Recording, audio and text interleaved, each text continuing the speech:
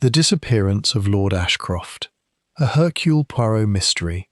Chapter 1. The House That Breathed Secrets. The village of Thornwick Hollow was the sort of place that time had chosen, quite deliberately, to forget. It sat between two chalk hills in the west country of England, connected to the wider world by a single-lane road that flooded reliably every November and remained treacherous well into March. The inhabitants, some 400 souls if one counted generously, possessed that particular brand of English reticence that visitors often mistook for unfriendliness, and which was, in truth, something far more complex, a profound distrust of anyone who had not been born within earshot of St. Crispin's church bell. Ashcroft Hall stood at the northern edge of the village, separated from the common lanes by a long avenue of lime trees, whose roots had, over 3 centuries, successfully destroyed most of the gravel drive. The hall itself was Jacobean in its bones, with later additions in the Georgian and Victorian styles that architectural historians found either charmingly eclectic or quietly disastrous, depending on their temperament. 7 bedrooms, a library of some distinction, 2 drawing rooms, a morning room that received no morning sun whatsoever, a kitchen wing staffed by a cook who had been old when the current lord was young, and cellars that reportedly went back further than the house itself.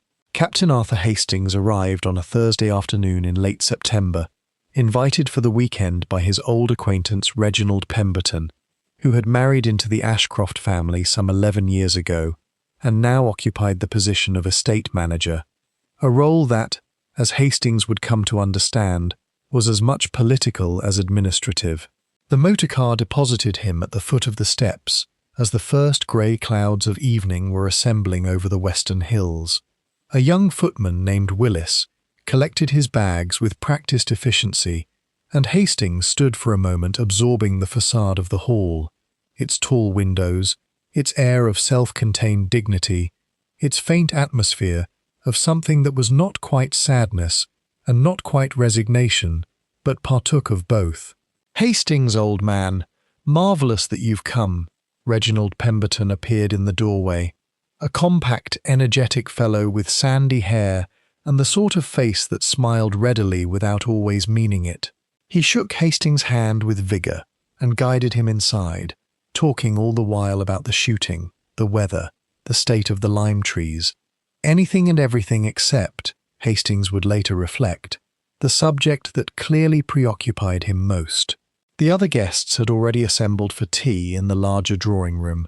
Hastings entered behind Pemberton and took in the assembled company with the observational habits he had cultivated from long association with a considerably more perceptive mind than his own. Lady Constance Ashcroft sat nearest the fire, a tall, fine-boned woman of perhaps 60, with silver hair arranged in the old fashion and eyes of a pale, watchful grey. She was the widow of the previous Lord Ashcroft, and the mother of the current one. She acknowledged Hastings with a nod that managed to convey both welcome and assessment simultaneously. Beside her, occupying a small armchair with the self-conscious ease of someone accustomed to occupying whatever space they inhabit, was Dr. Felix Crane, the family physician, a thin, sharp-featured man of 50, whose spectacles were thick enough to suggest genuine short-sightedness, and whose manner combined professional warmth with something drier and more cautious beneath. On the settee near the window sat 2 people whose body language told Hastings a story before either of them spoke. Miss Diana Lawrence, young, dark-haired, dressed with the kind of careful simplicity that is more expensive than it appears, sat at one end. At the other, maintaining a distance of precisely 2 cushions, sat Mr. Oliver Ashcroft, the Lord's younger brother. He was 33, handsome in a worn-down sort of way, and was drinking his tea with the focused attention of a man who wishes he were drinking something else entirely. Mrs. Edith Sowerby, the cook and housekeeper combined, a distinction unique to Ashcroft Hall, brought in a fresh pot and withdrew with the unhurried certainty of someone who has heard every conversation in that room for 40 years and expects to hear 40 more. She was stout, quiet, and apparently impervious to social weather. "And Lord Ashcroft himself?" Hastings inquired, accepting his cup. A pause followed, one of those pauses that is slightly too long to be natural. "Edwin is resting," Lady Constance said. "He has been somewhat unwell this past week. I expect he will join us for dinner." But Edwin, Lord Ashcroft, did not join them for dinner. Nor did he appear at breakfast the following morning. When Willis went to call him at 8:30 on Friday, the bedroom was empty. The bed had not been slept in, and Lord Ashcroft was nowhere to be found in the house, the grounds, the stables, or anywhere within reasonable walking distance of Thornwick Hollow. The household discovered, in those first bewildering hours, that no motor car had been taken, no note had been left. His travelling bag remained in the wardrobe. His wallet, containing £14, and his membership card for the Reform Club, was on the nightstand. His shoes, all 4 pairs, were present and accounted for. Lord Edwin Ashcroft had, to all appearances, vanished from a locked estate on a cold September night without shoes, money, luggage, or a word of explanation to anyone. It was Reginald Pemberton who, after an unsuccessful morning of searching and an increasingly agitated telephone conversation with the village constable, thought of Hercule Poirot. Chapter 2. Dinner without a host. The meal that should have welcomed Lord Ashcroft instead marked his first notable absence, and those who gathered around the long mahogany table that Thursday evening occupied their seats with the uneasy awareness that something was already wrong, though none of them, not yet, could have said precisely what. Hastings found himself seated between Dr. Crane and Miss Diana Lawrence. The table was laid for 7, but only 6 sat down. The empty chair at the head remained where Willis had positioned it, with its place setting intact, its crystal glass polished to transparency, its folded napkin undisturbed. No one suggested it be removed. No one mentioned it directly either. "Edwin is subject to these episodes," Oliver Ashcroft said, not quite to anyone in particular, applying himself to the soup with unnecessary concentration. "He disappears into himself, becomes unavailable. He did it for 3 days once, apparently. This was before my time in the house. Locked himself in the library and refused all company. That was a different circumstance entirely," Lady Constance said, in a tone that closed the topic like a door being shut with controlled firmness. Hastings noticed that Diana Lawrence had barely touched her consommé. She sat very still, in the manner of someone maintaining stillness through effort rather than ease, and her eyes moved occasionally toward the door with an expression that Hastings found difficult to name. Not quite anxiety, not quite guilt, but something that contained elements of both. "You are Lord Ashcroft's secretary, Miss Lawrence," he ventured, in what he hoped was a conversational rather than inquisitive tone. She looked at him with sudden attention, as if recalled from somewhere distant. "Personal assistant, yes. I have been with Lord Ashcroft for 3 years. A pause. "He is a man of very regular habits, Captain Hastings. This is unusual." "Diana," Oliver said, quite sharply, "Edwin is not a child who requires reporting on." "I made no such implication." Her voice was composed but contained an edge that suggested the exchange had a history behind it. Dr. Crane set down his spoon and patted his mouth with his napkin.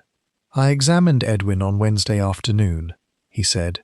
"He was not at his best. There has been considerable strain this past month. The matter of the estate accounts." He stopped himself and glanced at Lady Constance. "The estate accounts are a family matter," she said, in precisely the same tone she had used before. Pemberton, to Hastings' left, leaned slightly toward him under the cover of reaching for the bread.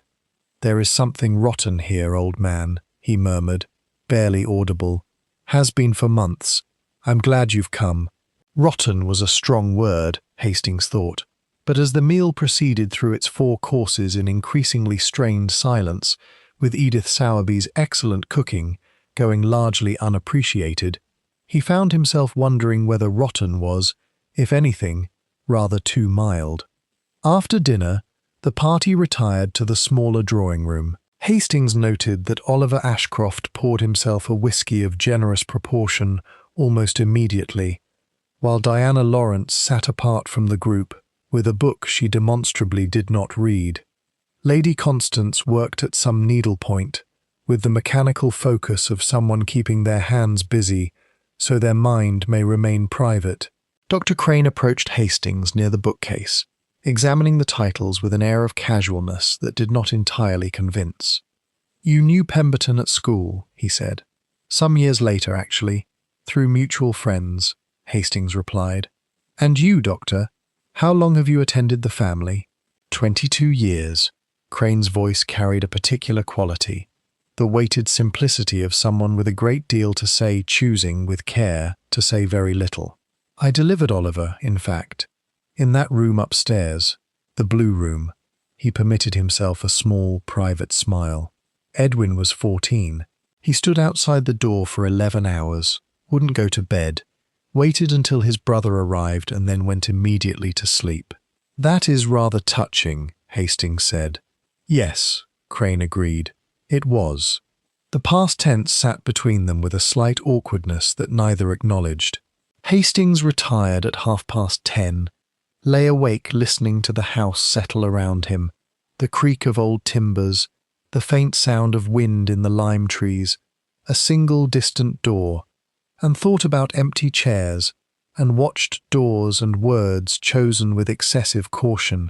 He was not surprised the next morning to find the household in a state of barely contained alarm. He was, however, surprised by the emotion he experienced when he saw the untouched bed and the neatly arranged shoes and the wallet sitting undisturbed on the nightstand. He was surprised to discover that he was not merely concerned but genuinely frightened, because a man of regular habits who vanishes on a cold night without shoes, without money, and without a word does not suggest to the reasonable mind a man who has chosen to be elsewhere. It suggests, instead, a man who was prevented from choosing anything at all. Chapter 3. The Belgian Arrives.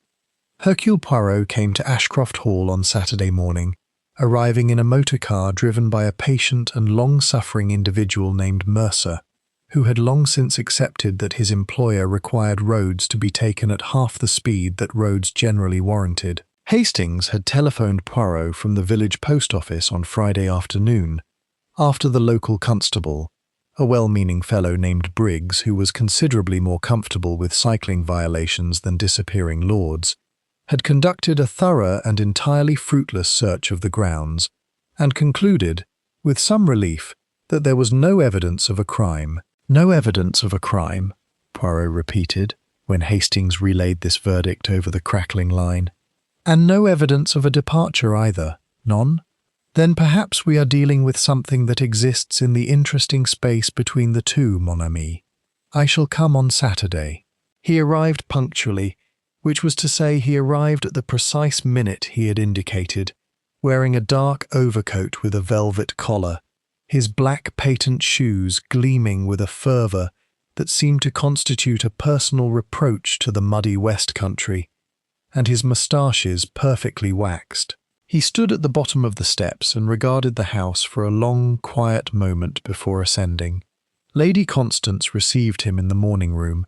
She was not a woman easily impressed, but she possessed sufficient intelligence to recognize competence in others, and she had done some inquiring in the hours since Hastings had mentioned Poirot's name. She offered her hand with the measured dignity of someone conferring appropriate respect. "Monsieur Poirot, my son has been missing for 38 hours. "Yes, milady, and we will speak of every one of them, I assure you."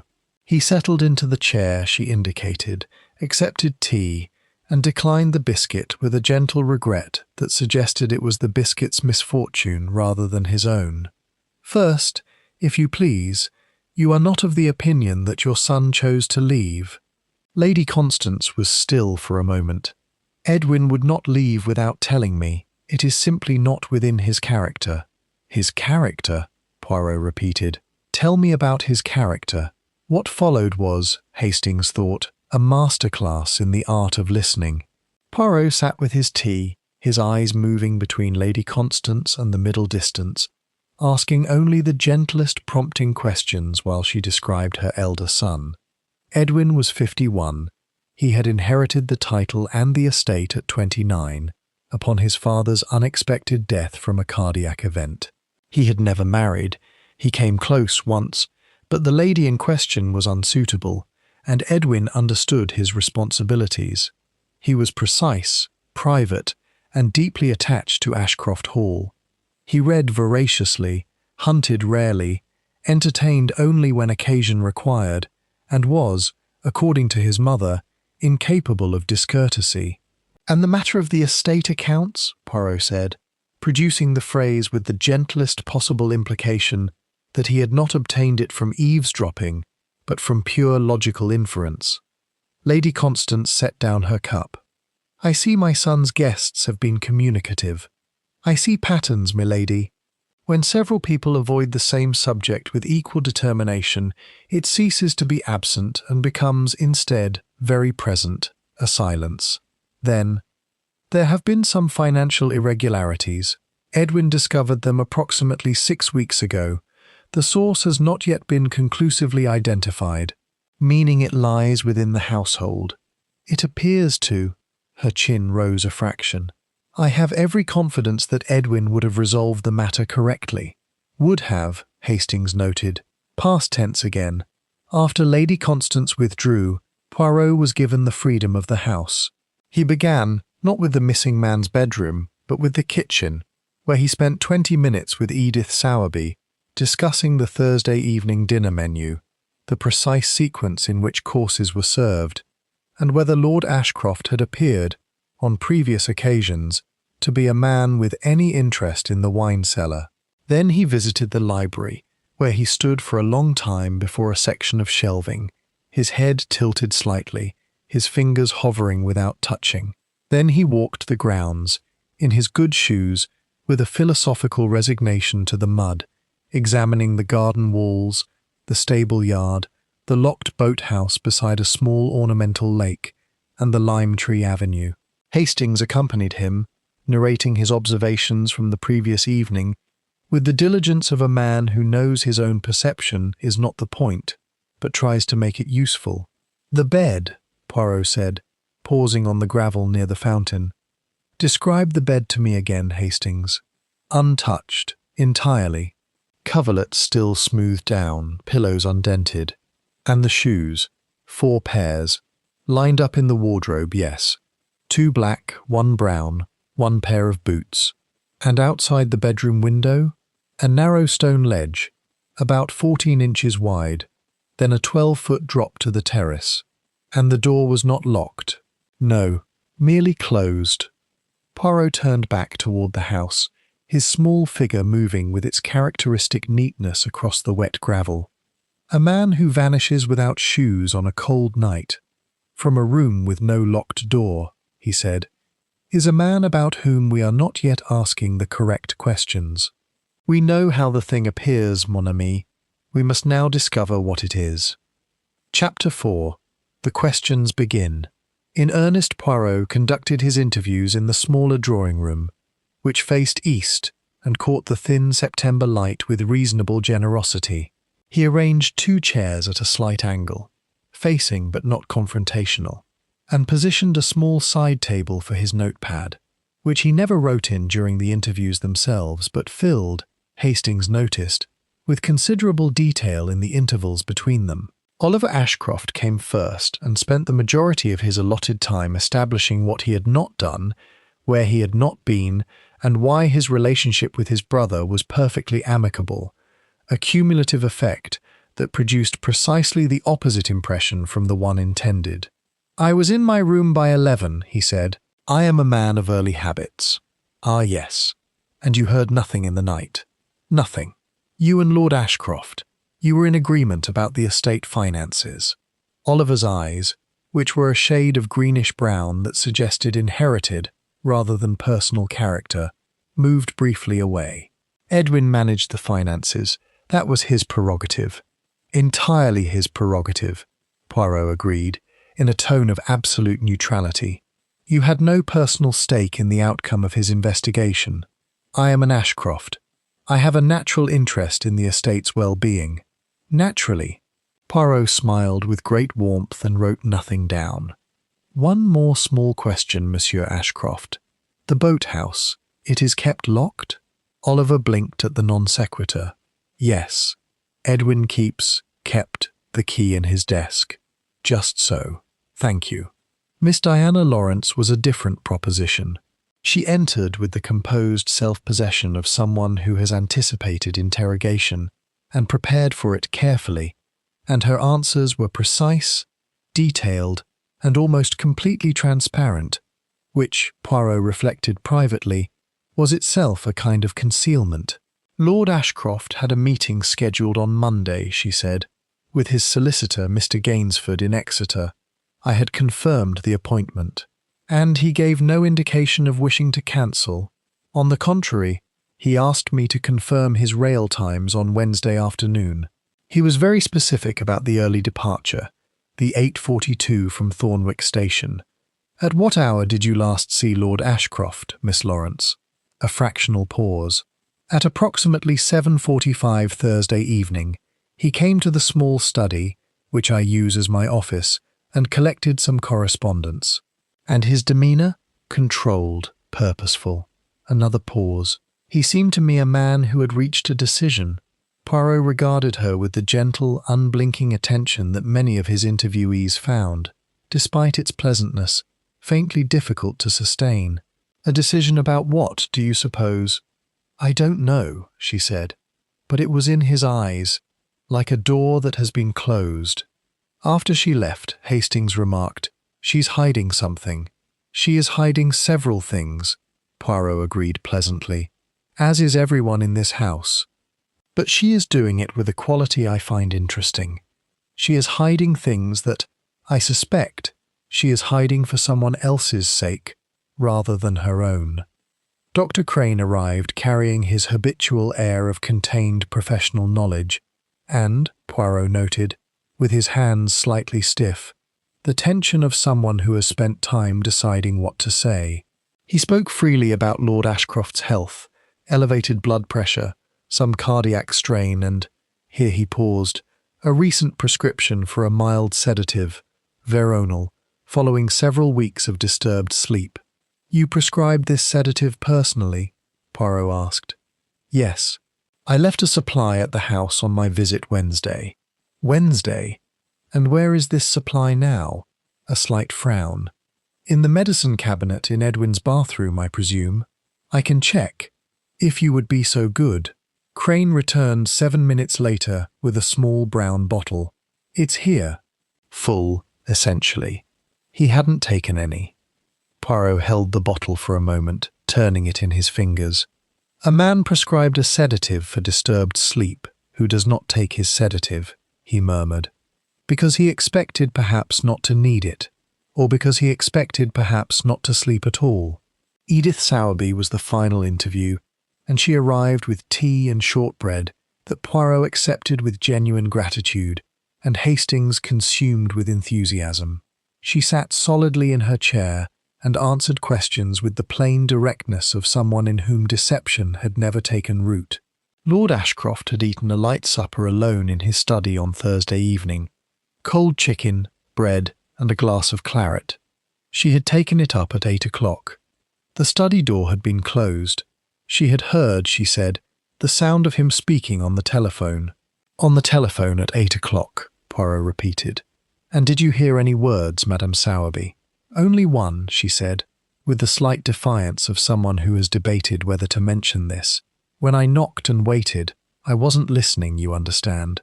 I heard him say, quite clear, "Tonight, then." The room was quiet for a moment. "Tonight, then," Poirot repeated softly. "Merci, Madame Sowerby." Chapter 5. The Man Who Needed Money. The village of Thornwick Hollow yielded more than it initially appeared to. Poirot, whose investigation the local constable Briggs had embraced with a mixture of relief and professional embarrassment, was granted access to what limited records the village possessed. But it was not records that occupied Poirot on Saturday afternoon. It was rather a walk to the village pub, the Crossed Keys, which he undertook with Hastings and which he conducted with the careful, unhurried thoroughness of a man not so much drinking as listening. The barman, a Mr. Topper of impressive width and memory, had a great deal to say about the Ashcroft family in general, and Oliver Ashcroft in particular. "Young Oliver was in here 3 times this past fortnight," Topper offered. Once Poirot had established the conversational territory with the kind of pleasant, self-deprecating questions that made people feel they were the expert and he the pupil. Twice with a fellow from outside the village, London type, good suit, wouldn't give his name. Third time alone, looking like a man who'd had bad news and was planning to have more. "This London visitor," Poirot said. "Can you describe him? 40, perhaps. Dark hair going grey. Well-spoken, ordered brandy and didn't touch it. Watched Oliver like he was counting something.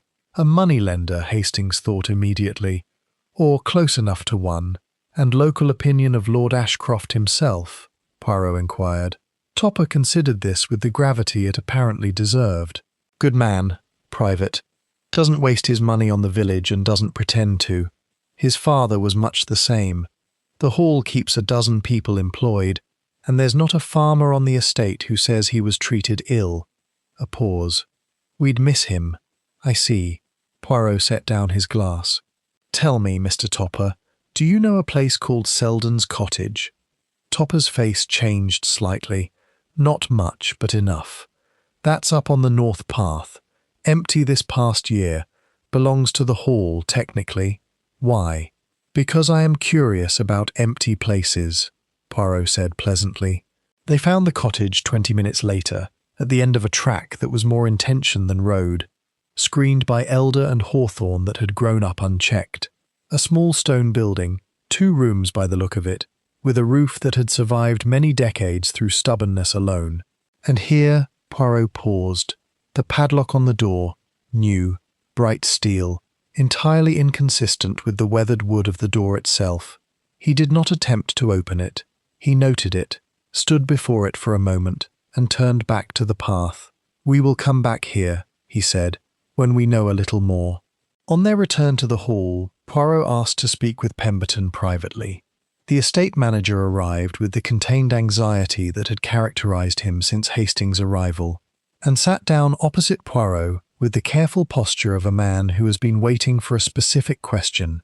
"The financial irregularities Lord Ashcroft discovered," Poirot began, "were they in the estate accounts generally, or in a specific account?"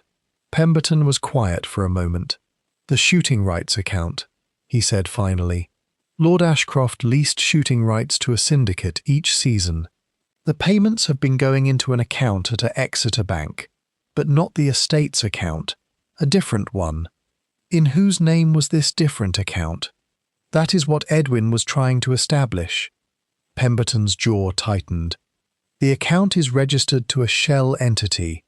Edwin's solicitor was tracing it. It goes back approximately 3 years. 3 years, Poirot noted. The same duration as Miss Diana Lawrence's employment. "And how much money," he asked, "are we discussing?" Pemberton met his eyes. "Approximately £19,000. The figure sat in the room with considerable weight. "And Oliver Ashcroft's financial position," Poirot said, almost gently. "He has debts?" A longer pause. "He came to me last month," Pemberton admitted. "Asked if there was any possibility of an advance against his allowance. I gathered the sum was significant." "I see." Poirot rose, smoothing his waistcoat. "You have been very helpful, Monsieur Pemberton. I note that you did not volunteer this information to Constable Briggs." Pemberton coloured. "I didn't want to, it seemed." He stopped. "Oliver is Lady Constance's son." "Yes," Poirot said. "It always makes things more difficult, doesn't it, when one is fond of the family?" He said it without judgment, which made it sting rather more. Chapter 6. The Library and What It Remembered. The library at Ashcroft Hall was the finest room in the house. A long, rectangular space with walnut shelving reaching to a plasterwork ceiling, a fireplace at each end, and the kind of ordered abundance that speaks of generations of genuine readers rather than purchased respectability. Lord Ashcroft's personal study occupied an alcove at the eastern end, separated from the main room by a half-wall of shelving, and defined by a large mahogany desk, a reading lamp, and 3 filing cabinets of olive-green steel that were entirely out of keeping with the room's elegance and had clearly been selected for function alone. Poirot spent Sunday morning in the library with Pemberton's key to the filing cabinets and Hastings as his reader, since Poirot believed, with some justification, that certain documents yielded more to fresh eyes than to the intelligence that sought them. The shooting rights files occupied the 3rd drawer of the middle cabinet. Hastings laid them out across the desk while Poirot sat in Lord Ashcroft's chair, a worn leather thing of great comfort, and applied himself to the task of thinking without interrupting his friend's examination. "There are 3 seasons' worth of contracts here," Hastings reported, "each signed by Edwin and countersigned by the syndicate leader, a Mr. H.G. Fellows. And the payment receipts," Hastings sorted through them. "All receipts indicate payment received by Ashcroft Estate account, Thornwick and District Bank." He paused. "But Pemberton said the money went elsewhere." "Yes, meaning these receipts were created to show the correct destination while the actual funds went elsewhere. A very competent forgery, or—" he stopped. "Or the receipts were created by someone who had access to the estate's official stationery and could make them look entirely authentic," Hastings finished. "Just so." Poirot rose and moved to the shelving beside the desk, the area where he had paused during his initial tour of the library. "Tell me what you see here, Hastings." Hastings examined the shelves. Reference books mostly, farming almanacs, legal volumes, Burke's Peerage, several agricultural surveys, and then there's a gap, 1 volume missing from this run of county land registers. He indicated a clear space of approximately 2 inches between volumes. "Yes." Poirot produced from his coat pocket a thin slip of paper, a page torn carefully from a notebook. "I found this tucked inside the peerage volume this morning. It had slipped behind the boards and was not immediately visible." He handed it to Hastings. The note read, in a controlled but hurried hand, "T.C. The register proves the covenant. If anything happens to me, look at the covenant for Seldens. R.G. will understand. 17 of September. 17 of September was 4 days before Lord Ashcroft's disappearance. T.C., Hastings said. Thornwick Constabulary? Not Briggs, surely. Edwin would have known Briggs was out of his depth. Or, Poirot said softly, T.C. are not initials at all. They are a name. Think, Hastings. Who at the Hall uses a name of 2 words, each beginning with T and C? Hastings thought. Lady Constance? No. Edith Sowerby? No. And then, with a start, Thomas Croft, the gamekeeper. The gamekeeper. Who has worked at Ashcroft Hall for 30 years, and who, I suspect, Edwin trusted more than almost anyone. He retrieved the note gently. And R.G., the solicitor, Reginald Gainsford, in Exeter, the appointment that Miss Lawrence confirmed, the appointment for Monday. He paused. An appointment that someone did not want Edwin Ashcroft to keep. Then this is, Poirot, this isn't a disappearance, is it? The Belgian detective moved to the window and looked out at the lime tree avenue with an expression of controlled sorrow. The covenant for Selden's cottage, he said quietly. We must find the land register that was taken from this shelf, and we must speak with Thomas Croft, today, Hastings, before the afternoon fades. They found Thomas Croft in the stable yard, a lean, weathered man of 60, with the permanent squint of someone who has spent his life reading weather and landscape.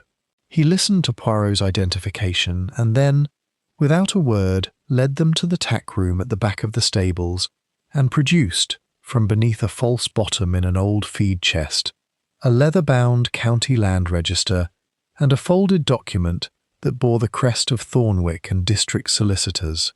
He gave them to me 3 weeks ago, Croft said. His voice was West Country and level, with no sentiment in it.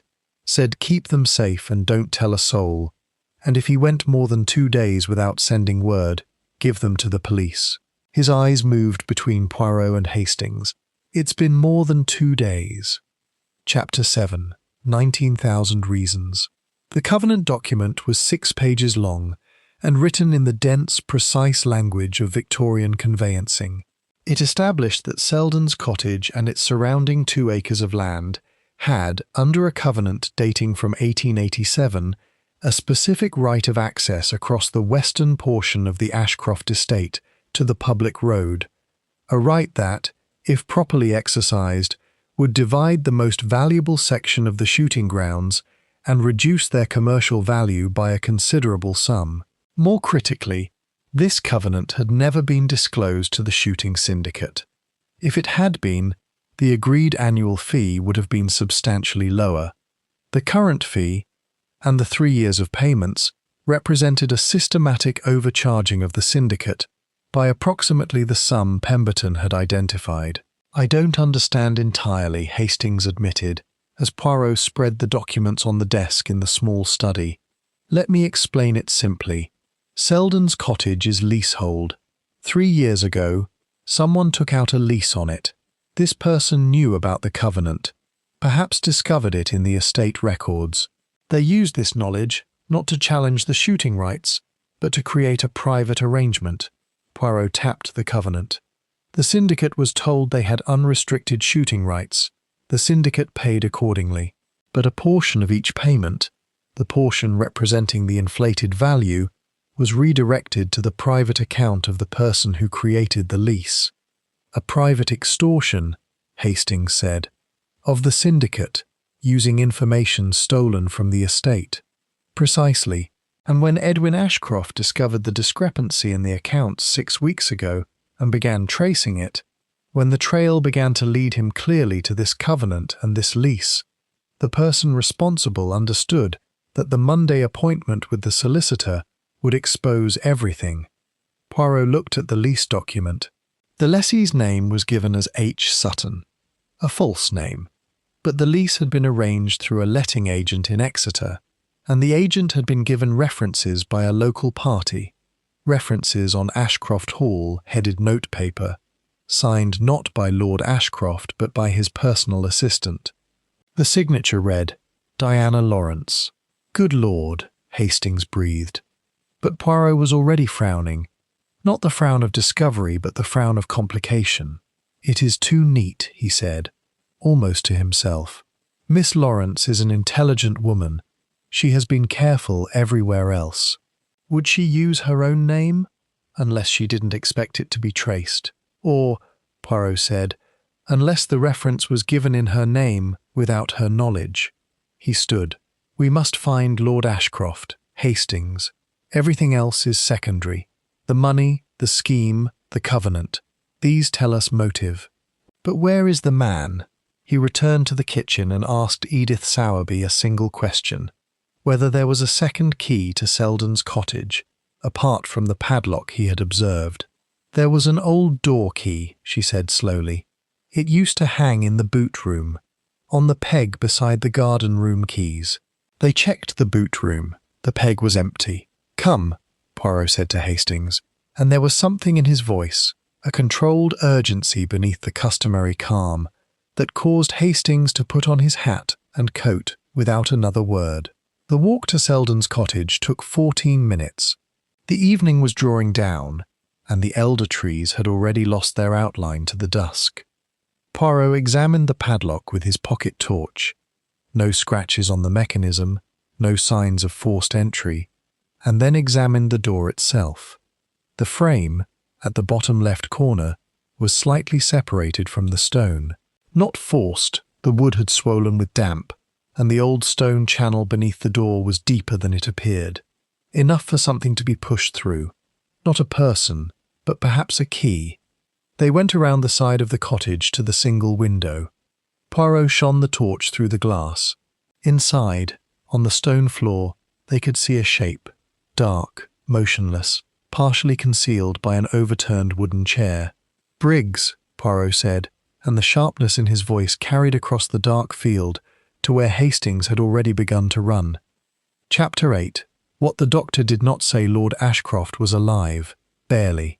He had been lying on that stone floor for the better part of 2 days, and the cold had done its worst work on a man who was not young and whose heart, as Dr. Crane had noted, was under strain. But he was alive, breathing, and at moments fractionally responsive, when Briggs broke the padlock and they carried him out into the thin evening air. Dr. Crane arrived at Selden's cottage within 15 minutes of being summoned, which Poirot later noted was not the response time of a man who had to locate his bag and coat and recall the route. It was the response time of a man who was already dressed and alert. Crane worked with competent speed and practiced urgency. Hypothermia and severe dehydration, he diagnosed. Heart under serious strain. Lord Ashcroft was moved immediately to the hall and installed in his bedroom with warming bottles, blankets, and Crane's continuous attendance. By midnight, the patient was stable and had briefly opened his eyes. He had not yet spoken. Poirot sat in the corridor outside the bedroom in a carved oak chair and did something that Hastings found, under the circumstances, slightly alarming. He appeared to be resting. His eyes were half closed, his hands folded in his lap, and his breathing had taken on the slow regularity of a man who has decided the next several hours require not action, but thought. Hastings sat across from him with a cup of Mrs. Sowerby's tea and tried to organize the events of the day into a coherent narrative. "Someone locked him in that cottage," he said quietly. "Yes." "They took the key from the boot room." "Yes." "They knew about the cottage, knew it was empty and contained, and that it wouldn't be easily checked." "Yes, yes, and yes." "And whoever it was wanted to prevent him from reaching Exeter on Monday." "Required him not to reach Exeter on Monday," Poirot corrected, without opening his eyes. "There is a distinction, because if he reached Exeter, the solicitor would have had a power of attorney, a set of specific instructions, and access to every document Edwin had gathered. The scheme would have been fully exposed within the week." He opened his eyes. "But here is what troubles me, Hastings. The person who locked Edwin in that cottage is not stupid. They must have known that his disappearance would attract investigation, possibly police, possibly someone more capable. They could not have expected secrecy indefinitely. Perhaps they intended to release him," Hastings said slowly. "Once the Monday appointment had passed, once the solicitor had waited and concluded Edwin had changed his mind." Poirot pointed at him. "Precisely. This was not intended to be a permanent disappearance. It was a bridge, a delay, long enough for certain things to happen, documents to be removed perhaps, or a conversation to take place, or a departure to be arranged. Then the person may still be in the house." Poirot's eyes were bright now, despite the lateness of the hour, unless they have already achieved what they needed. At 2 in the morning, Hastings walked quietly to the small study that served as Diana Lawrence's office and found it unlocked. The desk had been recently tidied, the kind of tidying that removes rather than organizes. 2 drawers, when he opened them, were conspicuously empty. He returned to Poirot with this information. "Papers gone." Poirot nodded. "Go to bed, Hastings. Tomorrow we must speak with Dr. Crane again. And this time I will ask him the questions he has been expecting since Saturday. You think Crane is involved?" "I think," Poirot said carefully, "that Dr. Crane has been carrying knowledge for some time, like a man carrying a weight he has decided, at last, to set down. Tomorrow we will make it easier for him." Chapter 9. A Matter of Timing. Dr. Crane, summoned to the morning room at 9 o'clock, while Lord Ashcroft rested under the supervision of the village nurse, arrived with the careful composure of a man who has spent the night preparing for precisely this moment. He sat down, folded his hands, and waited. Poirot regarded him with what Hastings could only describe as benevolent patience. "How long have you known, Doctor?" Crane's composure remained, but something underneath it settled, as if a pressure that had been maintained at great effort was at last permitted to ease. 7 weeks, he said. Tell me.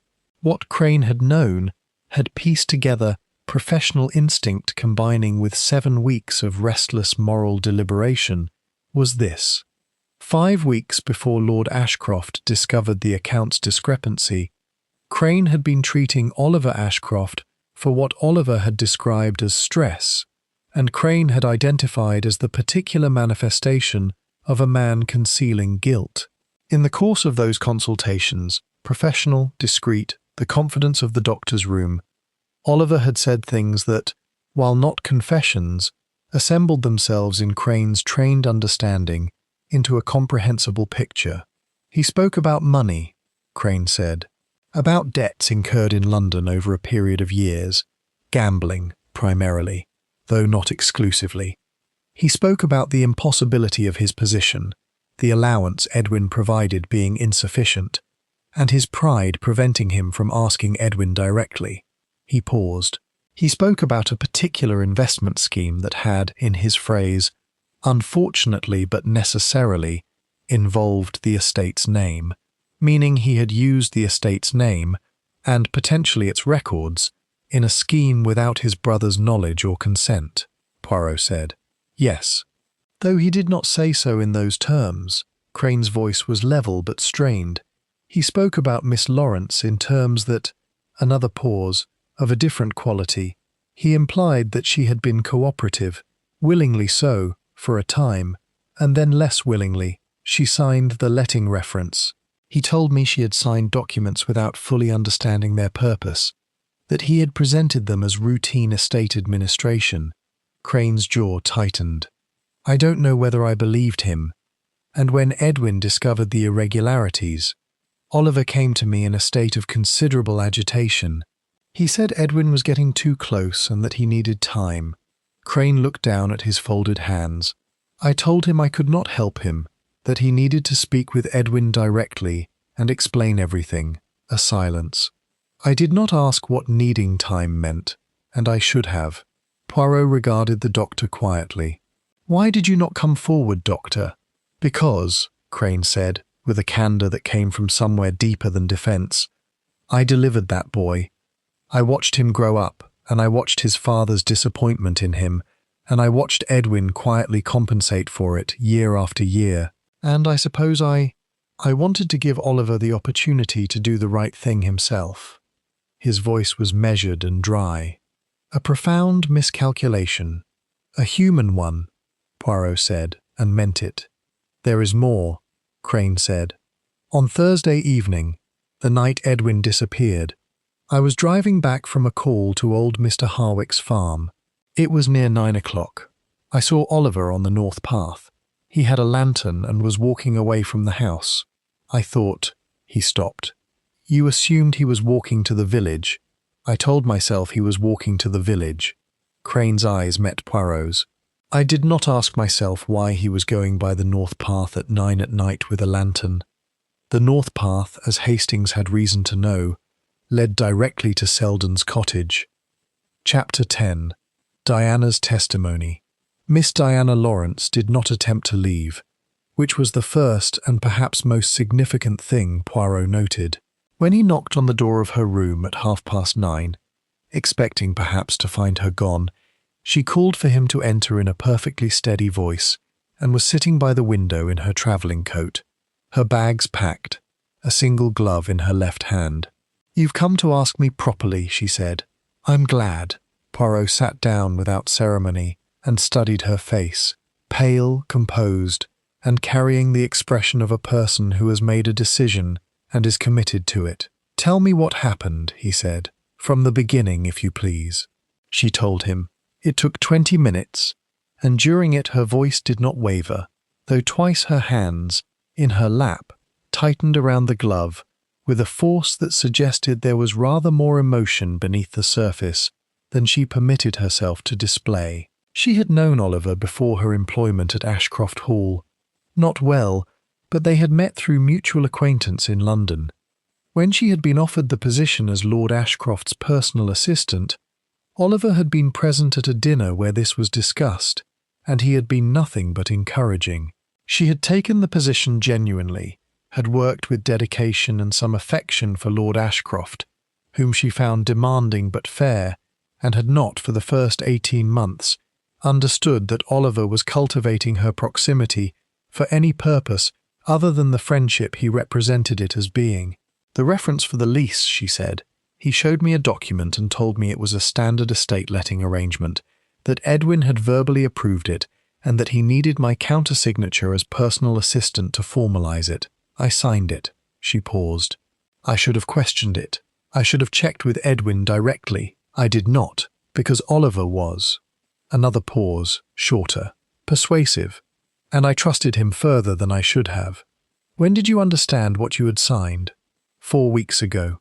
When Edwin first mentioned the account's irregularity to me and asked me to pull the shooting rights files, I looked at the lease reference and her composure held but barely. I knew what I had done, what I had been used to do. You said nothing to Lord Ashcroft. I was terrified. I am not proud of that. I told myself I would find a way to correct it. To expose Oliver, that did not require admitting what I had signed. That was cowardly.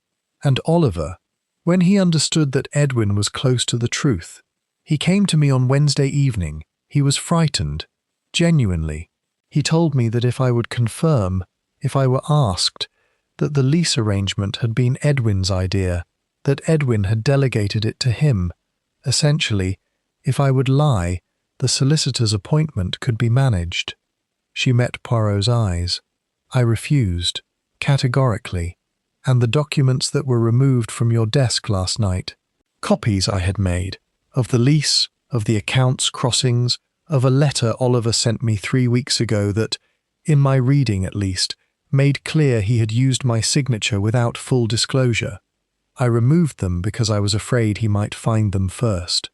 She produced a manila envelope from her bag and held it out. They're here. All of them. I intended to give them to you this morning.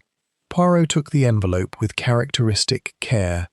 Miss Lawrence, I should like you to remain in the house. You will be required to make a statement. I know. She turned back to the window. How is Lord Ashcroft? He will recover. She closed her eyes briefly. I am glad, she said. Whatever you may think of me. I think, Poirot said, standing, that you are a person who made an error, recognized it, and declined to compound it when the cost of honesty had become very high. That is not a complete answer, Miss Lawrence, but it is, I find, more than most people manage. Chapter 11. The Gathering of Threads. Lord Ashcroft spoke for the first time on Sunday afternoon. His voice was dry and effortful, and he was permitted, by Crane's instruction, only 20 minutes of conversation before rest was required. But 20 minutes, in Poirot's hands, was considerable. He confirmed in essentials what Poirot had already assembled. He had discovered the account's discrepancy 6 weeks ago. He had conducted his own preliminary investigation and traced the diversion to the shooting rights account, and from there, through considerable effort, to the Selden's cottage lease. When he had identified the reference signature as Diana Lawrence's, his first response had been shock and then, on reflection, suspicion of a different order, because the signature was not in Diana's customary hand, slightly off, in the way that a forgery by a practiced forger achieves technical accuracy while missing the unconscious weight of the original. I could not be certain, he said, his voice rough from disuse. Not without the bank's records and the original agency file, which Gainsford's office was in the process of obtaining. He paused to breathe. I wrote a note to Thomas Croft, because I trusted him absolutely, and because I wanted those documents safe regardless of what happened. You had some premonition? Poirot asked, a thin, almost smile. Oliver came to see me Thursday afternoon. I have known my brother all his life, Monsieur Poirot. I saw his face when he was 10 years old, and had broken our father's watch, and was deciding whether to confess. He wore precisely the same expression on Thursday, something between desperation and calculation. He paused again. I did not confront him. I telephoned Gainsford, and moved the appointment to the earliest possible morning train, and then I ate my supper and worked in the study, and I do not remember the rest. I was in the library at perhaps 9:30, and then I was in that cottage, and 2 days had passed. You were drugged, Poirot said quietly. A sedative, your own prescription in fact, which Dr. Crane had left in your bathroom, administered, I believe, in the glass of wine you kept on the library desk. You lost consciousness gradually and were moved while you slept. Edwin's eyes were dark. Oliver? Yes. Poirot said it with no particular inflection. A long silence. He will have known, Edwin said eventually, that he was not capable of letting me die in there. He would have come back. Poirot regarded him. Yes, he said. I believe he would have. He paused. Eventually. The phrase held everything and was not qualified. Oliver Ashcroft, when Briggs and a sergeant from Exeter attended the hall late Sunday afternoon, made no attempt at denial that was sustained beyond the first few exchanges. He had carried, it was evident, the crisis alone for 2 days, or very nearly alone, the exception being whatever understanding he had reached with his own conscience during the hours his brother lay on a cottage floor in the cold. He looked, when the moment came, not frightened but hollowed, a man from whom something essential had been removed, and who was not certain what would replace it, if anything. He confirmed the scheme in its broad outlines, the lease, the diverted payments, the shell account. He stated that Diana Lawrence had signed the reference genuinely, but had not understood the document's full context. A statement that, combined with Diana's own account and the stylistic evidence of the signature forgery, would require further examination. He said that the Thursday evening had been a moment of desperation, and that he had always intended to return to the cottage within 24 hours. I am aware, he said, with a flat steadiness that was either dignity or shock, that this is not an excuse. He was taken to Exeter. Constable Briggs, watching the motor car depart down the Lime Tree Avenue, looked at Poirot with the expression of a man who has learned more in one weekend than in his preceding career. "Will you be requiring anything further, Monsieur Poirot?" "One small thing," Poirot said. "A cup of tea.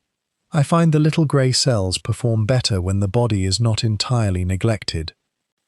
Chapter 12. The Photograph Behind the Clock. On Monday morning, with Lord Ashcroft resting, Oliver departed, and the house carrying the specific hush of a place from which a long-held tension has been suddenly released. Poirot made his final examination of the library. He had returned there with a purpose that he had not yet explained to Hastings, who accompanied him with the faithful patience of long practice. The Belgian moved through the room in his methodical way, pausing here and there, examining spines, the insides of drawers, the surface of the desk. "We have the money," Poirot said, conversationally, as if continuing a discussion that had been ongoing. "We have the scheme, the documents, the drugging, the cottage. We have a confession of sorts, and the physical evidence to support it." He moved to the mantelpiece above the eastern fireplace. "And yet there remains a small detail that has been nagging at me. A very small thing." "What sort of small thing?" Hastings asked. "Edith Sowerby told me that Lord Ashcroft was on the telephone at 8 o'clock Thursday evening. She heard him say, 'Tonight, then.' Now, we know he telephoned Gainsford to confirm the appointment, but that call was made to Exeter during business hours, in the afternoon. By 8 o'clock, the solicitor's office would have been closed." Hastings frowned. "Then, who was he telephoning at 8? That is the question." Poirot was examining the space above the fireplace, a collection of framed photographs, a small carriage clock, a pewter inkstand. He reached behind the clock and produced, with a small sound of satisfaction, a folded piece of paper that had been inserted carefully against the clock's back panel. He opened it. It was a single page from Lord Ashcroft's personal notepad, in the same controlled hand as the note left for Thomas Croft. It read, "Spoke with MP at 8. She will collect the original covenant and take it to Gainsford directly. She knows the way." She has agreed to say nothing to the others. If this goes wrong, she must not be involved. She must be protected. E.M.P., Hastings said.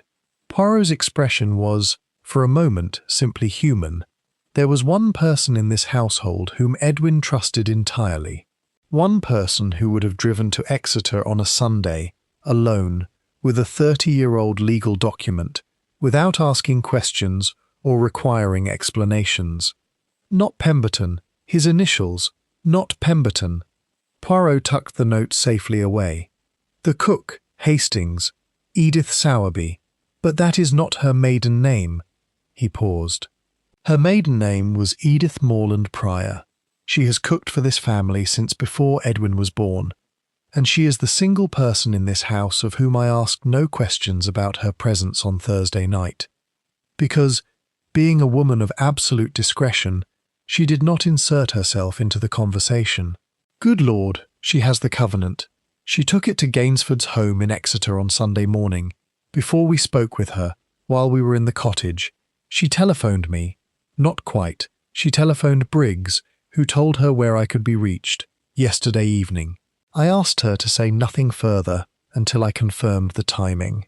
He smiled, small and private. The covenant is safe. It is in the hands of the solicitor.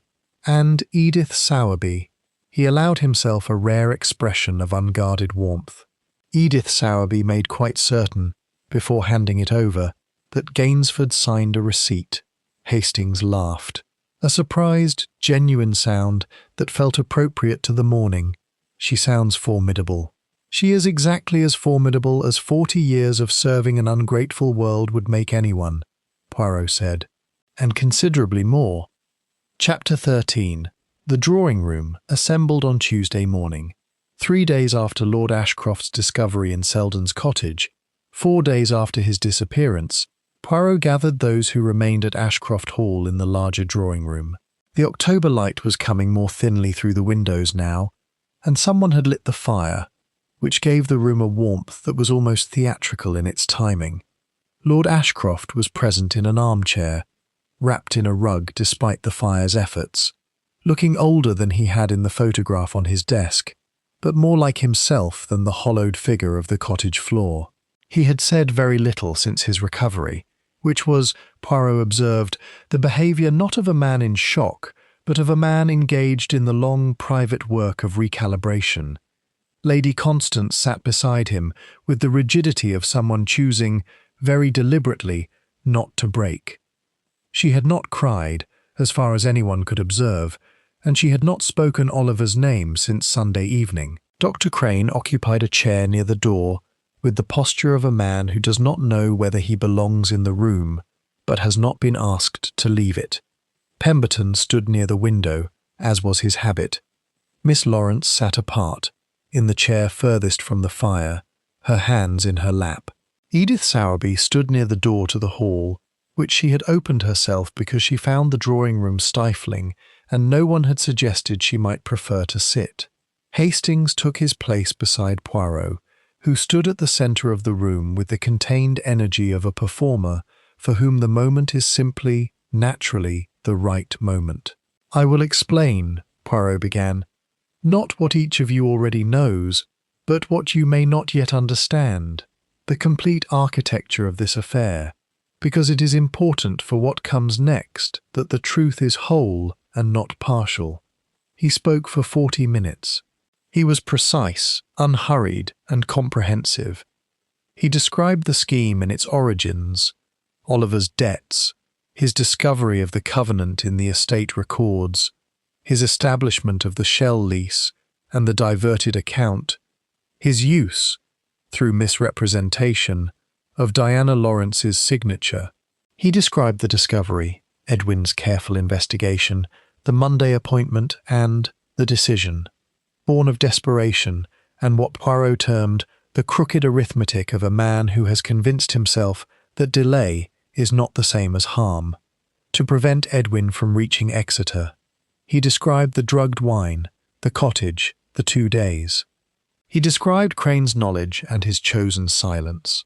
He described Diana Lawrence's error and her subsequent refusal to compound it.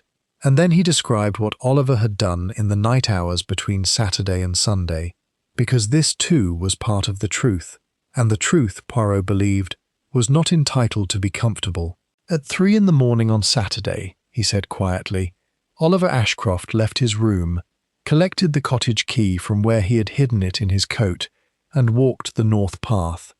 He unlocked the cottage door.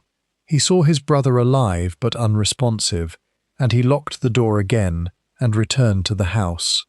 The room was absolutely still. He returned, Poirot continued, because at that moment the Monday appointment had not yet passed. He required one more day. He was calculating, not coldly, I think, but in the frantic partial arithmetic of a man who has already done too much and cannot find the place to stop, whether one more day would see it done. A pause. Miss Lawrence, whom he had counted on for silence, had already refused him. The document trail was gathering. He knew, I think, that on Monday he would surrender, either to the police or to Edwin directly. He was not a murderer at heart, but he had permitted himself to become one in the space between decisions.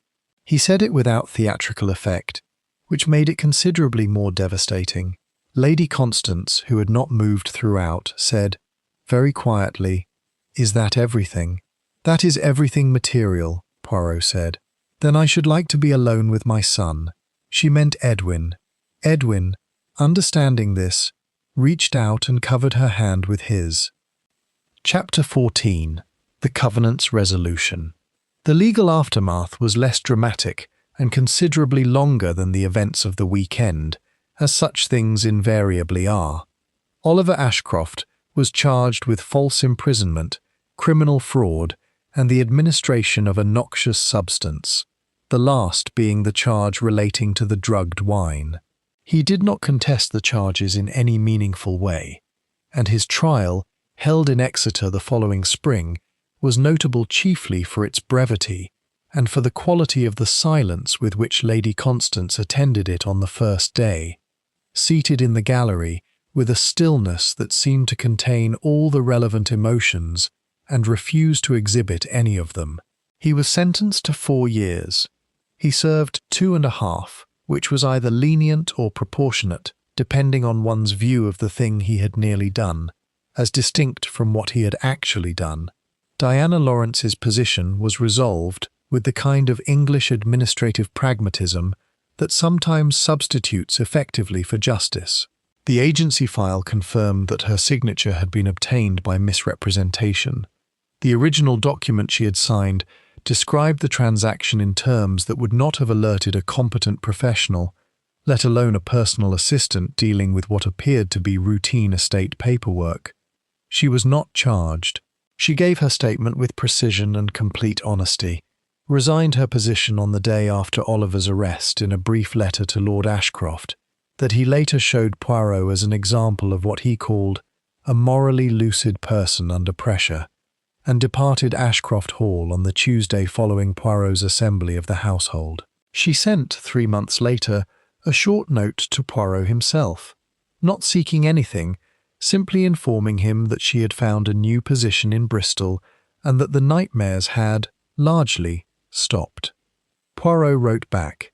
He told her that the nightmares stopping was not forgiveness, and forgiveness was not absolution, and none of these things were within his gift to dispense, but that the willingness to be honest when it cost something was a quality he had found, over a long career, to be rarer than genius and more useful.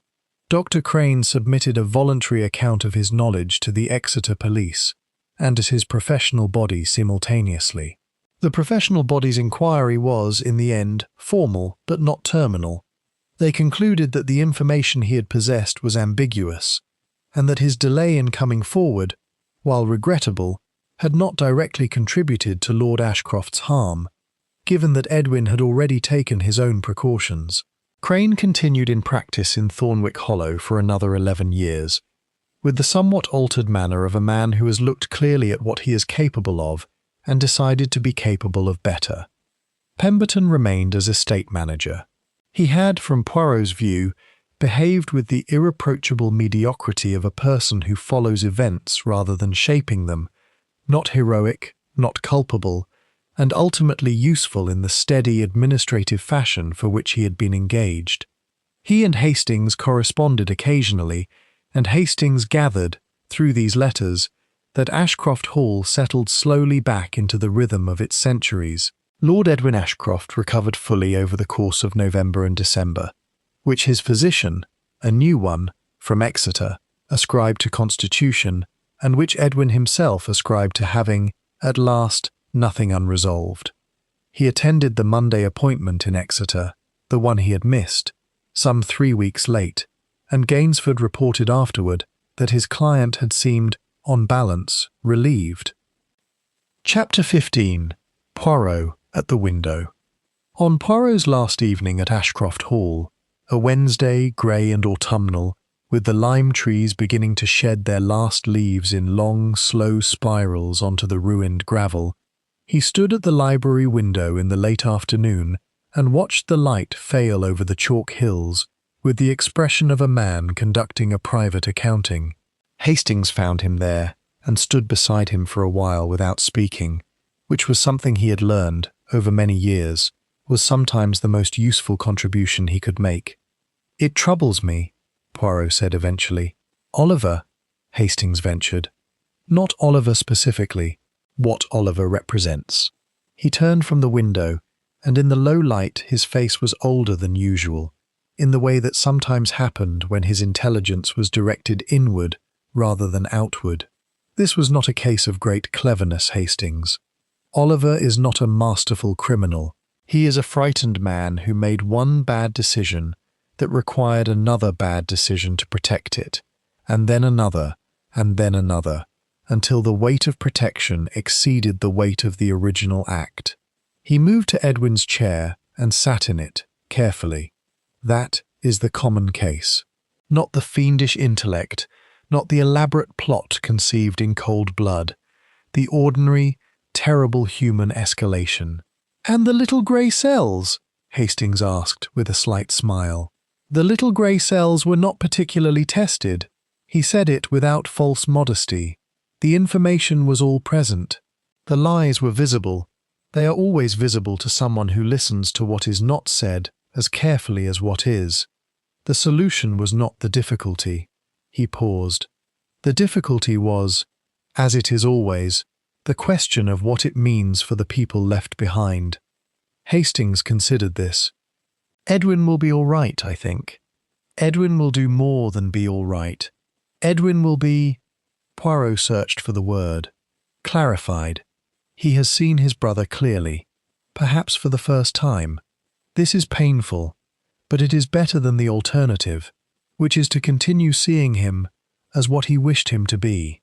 "And Lady Constance?" Poirot's expression was grave. "Lady Constance is a woman of the old kind. She will endure because endurance is what she knows, and she will be correct to endure, and she will not permit herself the small mercy of self-pity.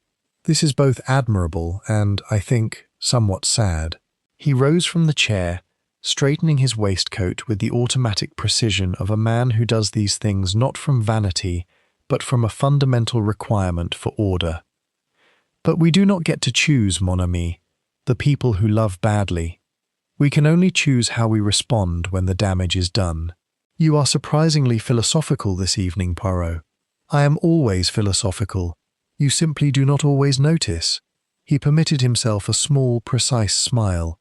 "You are thinking, as always, that I am too pleased with myself. I wasn't, actually. You were about to. I saw it forming." He moved toward the door. "Mrs. Sowerby has prepared a very good dinner. She told me it would be ready at 7, and it is now 7 minutes to. We should not keep her waiting." "She's not the kind of woman who can be kept waiting," Hastings observed. "No," Poirot agreed, with what sounded very much like admiration. "She is not." Chapter 16. The Lime Tree Avenue. The motor car stood ready in the morning, Mercer in the front, the engine running with the patient reliability of a mechanism that has been maintained with care, 2 bags in the boot. The household had assembled, in the informal way of people who feel the occasion requires some recognition without quite knowing what form it should take. Lord Ashcroft shook Poirot's hand at the top of the steps. He was wearing his own coat now, properly dressed for the first time since his recovery, and the pale morning air had done something corrective to his colour. He looked, Hastings thought, like a man who had survived something and had the interesting uncertainty about himself that survival sometimes produces. "You have my complete gratitude," he said, "which I recognise is inadequate." "Gratitude is never inadequate when sincerely meant," Poirot replied. "What would be inadequate is if you used it merely as a way of closing the chapter. The matters that this affair has revealed, about the estate, about the people who served you, about your own judgments, these require consideration, not merely resolution." Edwin nodded slowly. "I am aware of that. Miss Lawrence," Poirot added, "is an honest person who was deceived. Her honesty cost her considerably more than her deception. You might, at some future point, make that known to her." He paused. "If you are not already intending to." Edwin looked at him steadily. "I am," he said, "already intending to." Poirot descended the steps. Edith Sowerby was at the side door. She had appeared there, as if casually, in the way that careful people appear casually at precisely the moment they intend to. She was holding a paper-wrapped parcel. "For the journey," she said, handing it to Poirot. Her face, as was its custom, offered very little to interpretation. "Madame Sowerby," Poirot said, taking the parcel with both hands as he would something of value. "You are, if I may say so, a woman of remarkable quality. The little grey cells are grateful." "It's fruitcake," she said. "I know. It is also considerably more than that, and you know that I know, and this is why you have brought it, rather than having Willis do so." He inclined his head. "Thank you." She returned the inclination with a single nod and went back inside. Pemberton waved from the stable yard. Dr. Crane, who had appeared on the drive without explanation, raised one hand briefly and then turned and walked away down the lime tree avenue, a figure diminishing in the morning light, with the posture of a man who is still, quite reasonably, working something out. Hastings climbed into the motor car beside Poirot as Mercer put it carefully in gear. Through the rear window, he watched the hall recede down the lime tree avenue, its Jacobean bones, its Georgian additions, its Victorian complications, its atmosphere of endurance. It looked, at this distance, precisely as it had when he arrived. But he knew, in the way one sometimes knows things that are too complicated to explain, that it was not the same, not because the truth had changed it, but because the truth was now in it, incorporated at last into the structure. "You know," he said to Poirot, "this one was not as tidy as some."